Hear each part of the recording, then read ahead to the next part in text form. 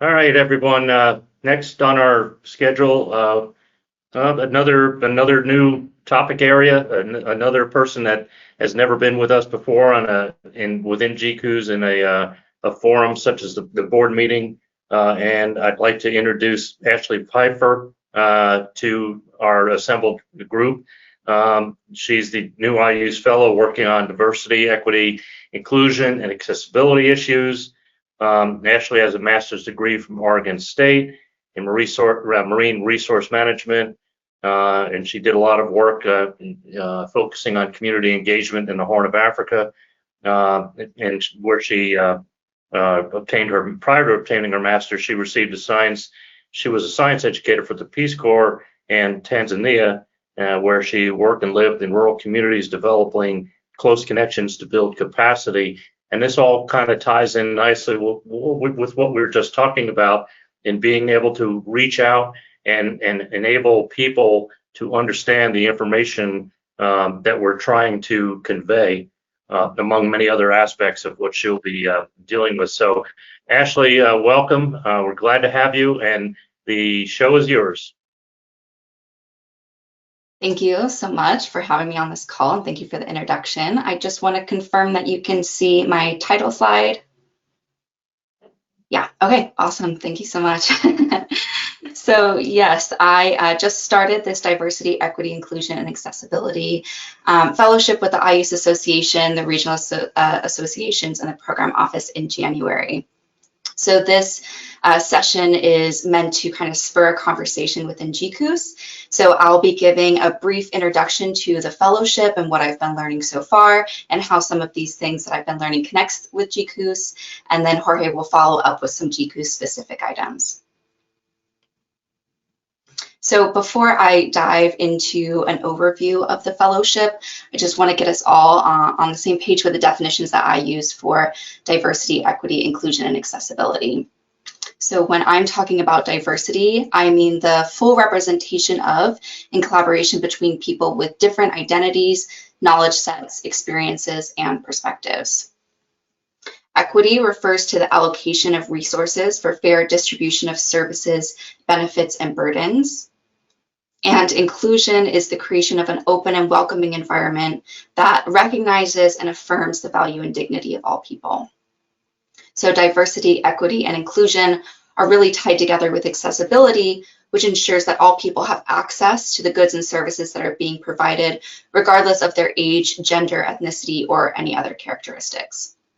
So diversity, equity, and inclusion work really can't happen without the access to those spaces and resources.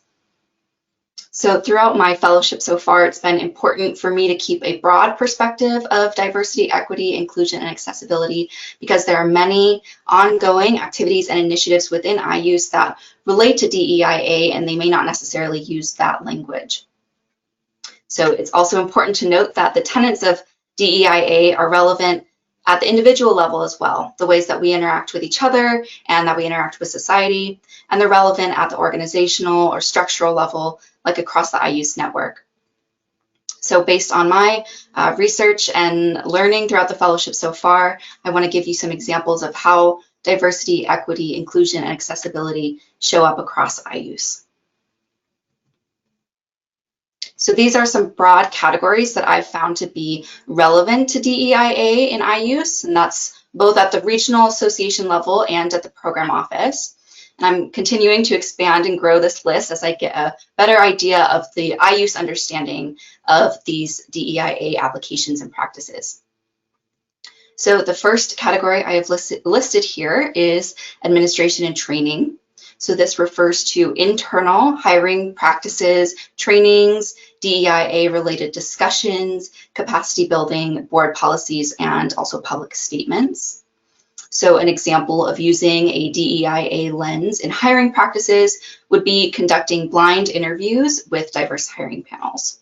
So there are other examples from the IOOS region, such as some are adapting their strategic plans to reflect their region-specific DEIA goals. The next category here is service equity. So that refers to access to information and data accessibility, reaching underserved and underrepresented communities, and also establishing structures of accountability within IOOS. So an example of service equity would be adapting communication and data sharing strategies to unique regional and community needs, such as regional associations that work in primarily rural areas, providing data portals that are accessible with limited bandwidth. Or like recent GCOOS initiatives, translating materials to Spanish, so that's primarily Spanish-speaking communities still have access to that information. So I also have listed here co-design and co-development. This refers to the way in which the IOOS community leverages regional partnerships that already have really strong community ties. So far in my fellowship, I found that many people across IOOS share the understanding that co-design and co-development of products and projects begins with trust and relationship building activities within communities or with regional partners. So an example of this would be leveraging regional partners who already have strong community ties, allowing IOOS regional associations to work directly with community groups in planning and implementation of data gathering or other community-based projects. So finally, I have community engagement listed here. So this includes education and outreach, workforce development, and communication and relationship building. So an example of using a DEIA lens here can look like identifying underrepresented and underserved communities within the IOOS regions and specifically soliciting grants or other opportunities in order to learn their needs and begin that relationship building process. So each of these categories are very specific to each IOOS region. So what works for one regional association may not work for another. And part of adapting to a more equitable lens through IOOS's work is really taking the time to identify the nuance of each region's cultural, community, and place-based context in order to know which approach is the most appropriate. It's also important to note that some of these categories refer to internal IOOS practices and some are referring to external communities or partnerships.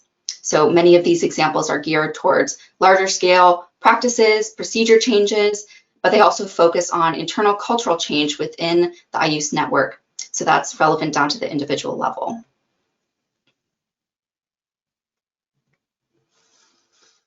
So with the information I've gathered so far during the fellowship since January, I've outlined 4 main priorities in a year-long work plan for the fellowship. So the first is to open channels of communication about DEIA activities within IOOS. So this includes creating resources to be shared with the regional associations and program office, as well as providing related updates and information to IOOS partners as well.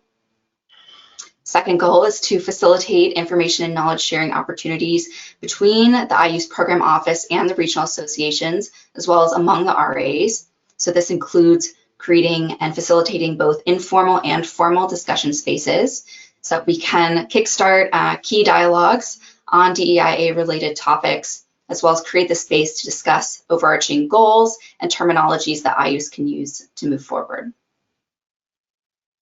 This third goal listed here is centered on identifying funding opportunities that are focused on capacity building for the regional associations. So this also includes outlining funding frameworks so that RAs are understanding of changes in grant requirements or which grants support and foster those long-term relationships that we're aiming for. So this allows regional associations to gather more support for DEIA-focused projects with the communities in their regions. And then finally, of course, a major output from this fellowship is a set of action-based recommendations for DEIA development and longevity in IOOS so that the tenets of DEIA really become a way of doing business with a shared understanding and support across the network. So just really briefly, some things that I'm working on right now and in the near future include planning some in-person visits to the regional associations and program office. I'm also facilitating an internal dialogue series that I call DEIA Dialogues. So the last topic last month was on engaging with Indigenous communities, and next month we have the topic of data accessibility coming up. I'm also working on a DEIA webpage for the IOOS Association, and always looking for ways that I can be more supportive in my fellowship at the regional level. One way will be assisting regional associations in a type of exploratory assessment to help outline current DEIA efforts and also future goals at the regional level. So thank you all for listening. That was my brief introduction to the fellowship, and Jorge is going to speak on this next slide, and then we'll be open for questions and discussion. Thank you, Ashley. Thank you so much for that great outlook of what you're going to be helping us walk through together as an IOOS family and also as GCOOS as well. So I think the audience can see the value and will agree with me that we are very fortunate to have you, and that this is something really useful for us for many different reasons. And GCOOS will be stepping up and be part of, we want to be part of the plan that you have envisioned that will be one of our deliverables throughout your fellowship together.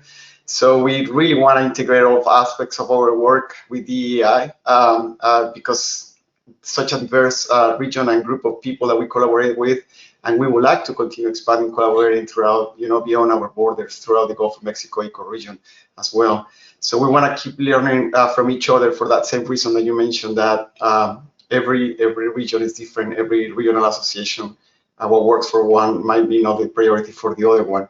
So you and our partners will find those key aspects of we want to be effective as well.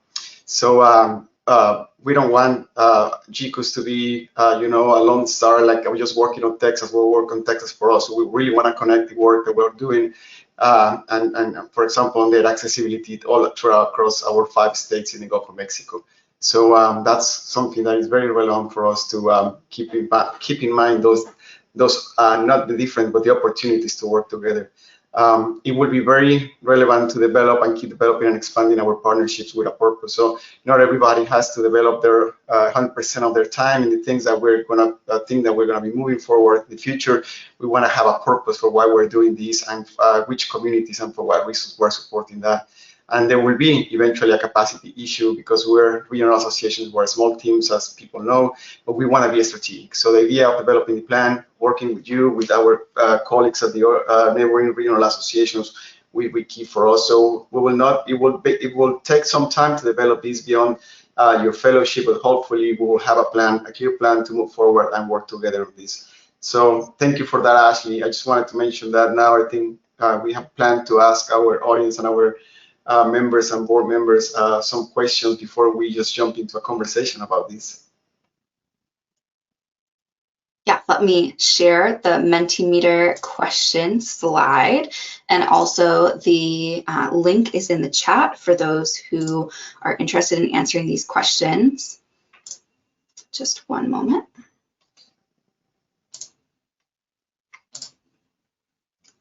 Okay, you should be able to see the first question up on the slide, so you can go to menti.com and put in this code, or you can use the link in the chat. And this is a ranked question, so we're just asking what parts of the DEIA categories I was talking about earlier, what may seem most relevant for GCOOS right now, and if you have anything else on your mind that I didn't mention, please feel free to put that in the chat as well.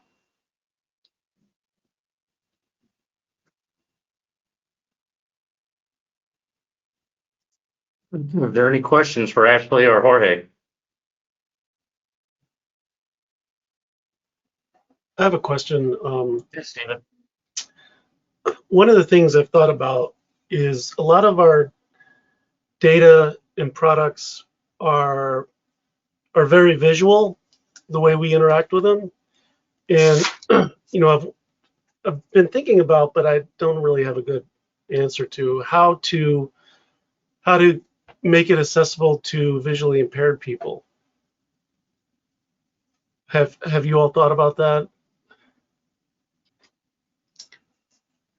Yeah, I'll step in really quickly. There are some other regional associations who have made some really good strides on this, so it's hard for me to say exactly what they've done, but there are some interesting initiatives with GCOOS in the Caribbean that they are making their data more accessible to folks with visual impairments with the different types of text that they provide, and also different types of videos that they provide. So this is a area of interest for sure. And like I mentioned, we're having a dialogue session internally for data accessibility next month. And so we'll definitely be talking more about it. That's true, Stephen. I've also thought on that question because there's communities who might have more be prone to have more people who might be having visually impaired. The things that I thought that others have provided is speaking or reading a very focused message. So we will have to think again, as Ashley is saying, through this process of these dialogues. I mean, if that's something that we can do to the future, and what will that take for us to turn into some of our products.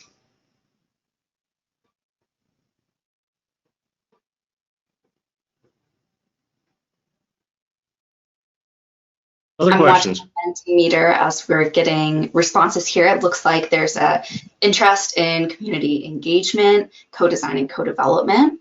So I'm going to just leave this up for a couple more minutes, and then we have a second question as well that I'll share. Ashley, this is Antoinette. I'm just wondering, through this effort, will you be able to provide us with data when we're talking with stakeholders or when we're trying to establish new initiatives? Sometimes we go in saying, this is important, but having data behind that will be invaluable. So is that in amongst all the things that you will be providing, something that you can help with as well? Yeah, right now I'm really working a little bit more broadly at the national level to get a kind of big perspective of what's going on within all the regional associations. So when it comes down to those regional specific data points that you might be interested in bringing to stakeholders, I think that's something that'll come a little bit more in the future, but I certainly understand what you mean when you need to bring the kind of, proof and background information and the work that's gone into this kind of decision making when you're talking with people about it.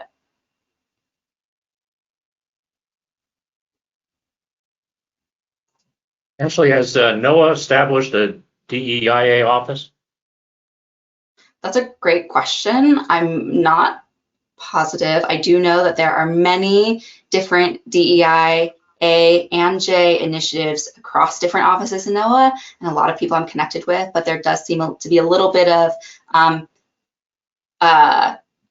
not so much of a cohesive approach to that as in one office, but a little bit more spread out between different offices, from my understanding. Okay, thanks. All right, I'm gonna switch to the second Mentimeter question so that folks can input their answers there as well.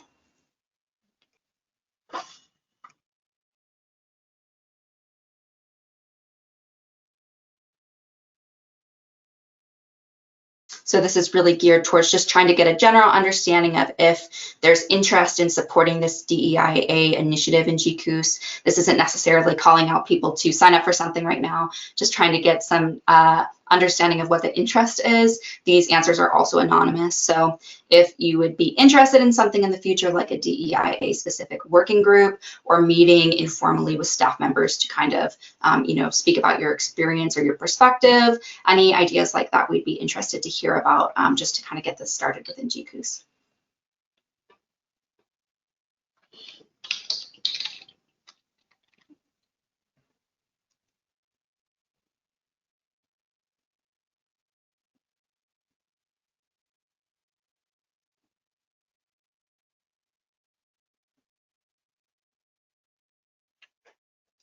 Looks like there's some preliminary interest in a working group.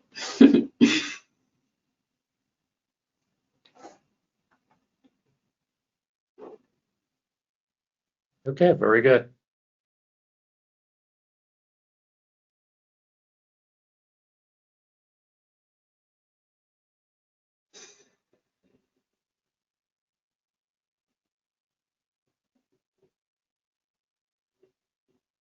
That's some good feedback. Yeah, thank you so much for inputting some feedback here. And are there any other questions while we have the space in this session to talk?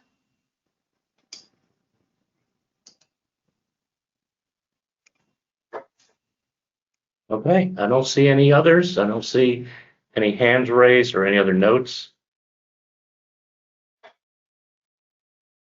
Joe, Very good. Ashley, where do you physically work? I'm working out of Corvallis, Oregon. I stayed around the Okay. Oregon State University area after I finished my degree. Okay, very good. Okay, well, thank you very much. I appreciate, yeah, Jorge. I just want to reiterate, Joe, our interest of anybody who provided those comments, and especially for the second question as well. Feel free to contact myself, Ashley, Dr. Chris Simonelli, with GCOOS as well. I mean, anyone that we can develop a very clear understanding of how people is interested to interacting with us and how we can help each other. Hi, this is Oriana with NOAA.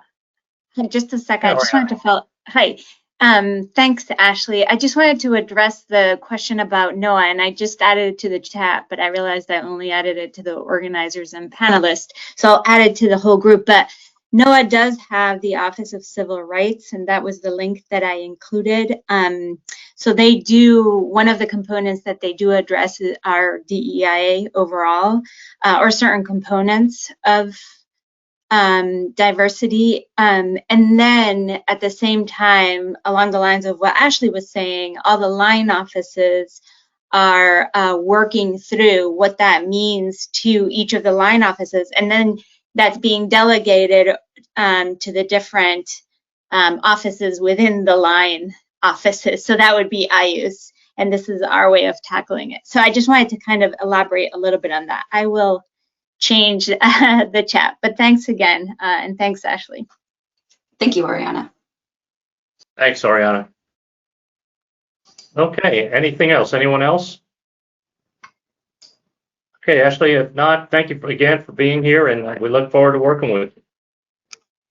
Thanks.